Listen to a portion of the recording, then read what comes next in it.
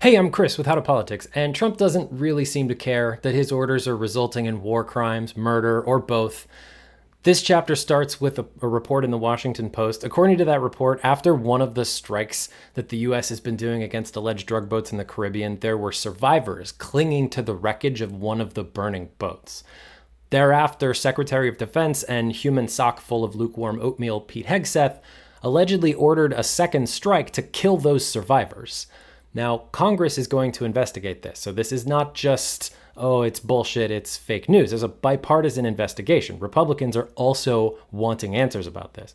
Now remember, the government's argument for doing the strikes in the first place was that they said we're in an armed conflict with the drug cartels.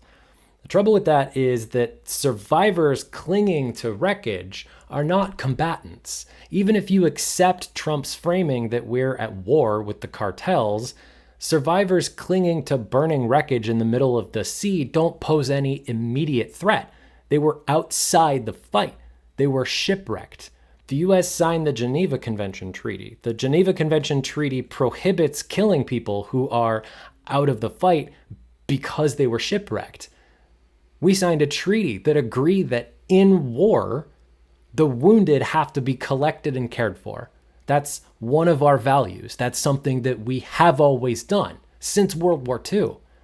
The military training materials themselves specifically use shipwrecked enemies. Under federal law, under the treaty, under the Constitution, we are obligated to rescue and treat survivors as prisoners of war. If you don't accept the war framing, if we're not in an armed conflict, because we're not in an armed conflict, this is just an intentional killing without any legal justification. Another word for that is murder. There's a federal law that codifies the Geneva Convention.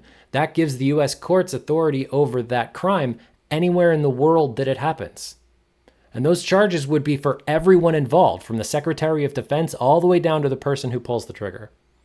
And before we get into the, well, they're just following orders defense, the just following orders defense doesn't apply to a patently illegal order. For example, one that directs the person to commit a crime. Obviously, we're not in an armed conflict. Even if you agree, even if you accept what Trump says that there's drugs on the boats aren't invading. The government just says they're bringing drugs over.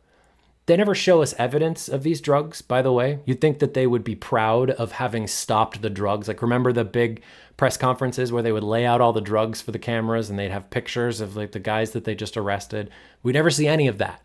We just see Trump say, no, they're a designated terrorist organization. It's like sprinkling magic fairy dust on it. It makes it legal to send the military after now.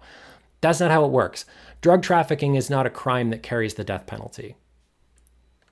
That's it. Even if these people were convicted of the crimes, they wouldn't be put to death for it.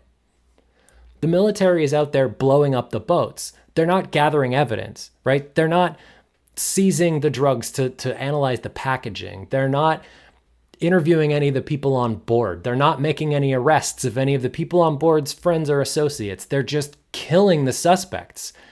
But those are the drug mules. Those are the people bringing drugs from A to B. They're not the cartel leaders. They're not the government's target for law enforcement. You can't say Trump is saving Americans with this because they're not getting fentanyl from these strikes. They're getting cocaine. Cocaine comes from South America, not fentanyl. So let's recap. So they're not stopping fentanyl. They're not collecting evidence on the cartels. They're not stopping boats that are coming in from any other direction.